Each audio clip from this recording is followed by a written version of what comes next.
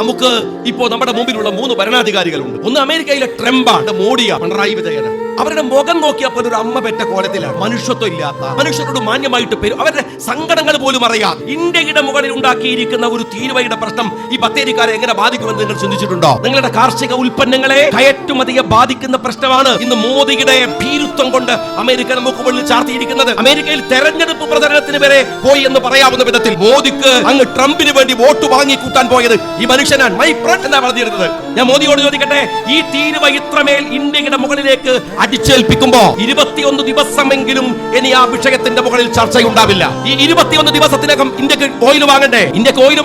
ഇന്ത്യയുടെ ഉൽപ്പന്നങ്ങൾ വിറ്റഴിക്കണ്ടേ? നിങ്ങൾ ഇവിടെ നിന്ന് ഉണ്ടാക്കുന്ന കൃഷി ഉൽപ്പന്നങ്ങൾ വിപണനാവശ്യാർത്ഥം പോവാത്തവണ്ണം നിങ്ങൾക്ക് എങ്ങനെയാണ് അതിന്റെ വില കിട്ടുക? വിപണന ഉൽപ്പന്നങ്ങൾ മാർക്കറ്റുകളിലേക്കും ലോകത്തിന്റെ വിവിധ ഭാഗങ്ങളിലേക്കും എത്തിക്കേണ്ട എനർജി, പെട്രോളിയം ഉൽപ്പന്നത്തിന് നിങ്ങൾ വിചാരിക്കുന്നതിനേക്കാൾ വില കൂടിയാൽ എങ്ങനെയാണ് ഉപകരണങ്ങളെ, ഉൽപ്പന്നങ്ങളെ വിൽക്കാനാവുക? വിവരമില്ലായ്മ, കാഴ്ചപ്പാടില്ലായ്മ, അതിന്റെ പേരിൽ മാത്രം